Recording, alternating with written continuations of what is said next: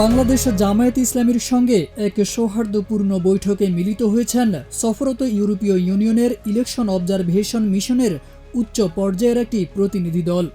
রাজধানীর বসুন্ধরায় দলটির আমির ডাক্তার শফিকুর রহমানের কার্যালয়ে অনুষ্ঠিত এই বৈঠকে নির্বাচন ঘিরে একাধিক গুরুত্বপূর্ণ বিষয়ে আলোচনা হয়।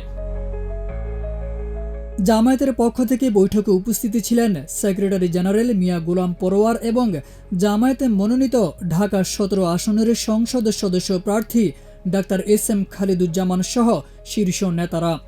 বৈঠক শেষে এক ব্রিফিংয়ে মিয়া গোলাম পরোয়ার জানান, ইউরোপীয় ইউনিয়ন প্রতিনিধি দল দেশের সব রাজনৈতিক দলের সঙ্গে মত বিনিময়ের অংশ হিসেবে জামায়াতের সঙ্গে এই বৈঠক করেছে। আমিরে জামায়াত আগামী নির্বাচন শুধু পর্যবেক্ষণ নয়, নির্বাচনকে সুষ্ঠু, নিরপেক্ষ ও অংশগ্রহণমূলক করতে ইউরোপীয় ইউনিয়নের সহায়তা কামনা করছেন জানিয়ে মিয়া গোলাম পরোয়ার বলেন, প্রতিনিধি দল জানতে চায় প্রবাসী ভোটারদের বিষয়ে জামায়াতের অবস্থান। জবাবে জানানো হয়, নির্বাচন কমিশন ইতোমধ্যে এই বিষয়ে কার্যকর ব্যবস্থা গ্রহণ করেছে এবং দলটি নির্বাচন কমিশনের ভূমিকা গুরুত্বের সঙ্গে পর্যবেক্ষণ করছে।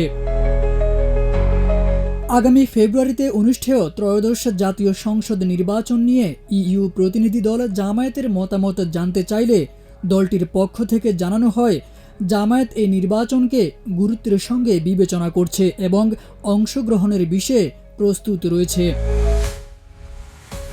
জুলাই সনদ অনুযায়ী জামায়াত ইউরোপীয় ইউনিয়নকে তাদের অবস্থান স্পষ্টভাবে জানিয়েছে, কারণ জামায়াত গণতান্ত্রিক প্রক্রিয়ায় বিশ্বাস করে এবং সেই লক্ষ্যেই তারা সামনে এগুচ্ছে। এই বৈঠক প্রমাণ করে দেশের রাজনৈতিক অঙ্গনে জামায়াতে ইসলামের ভূমিকা আন্তর্জাতিক মহলে নজর কাড়ছে এবং ভবিষ্যতের গণতান্ত্রিক চর্চায় দলটি একটি দায়িত্বশীল ভূমিকা রাখতে আগ্রহী।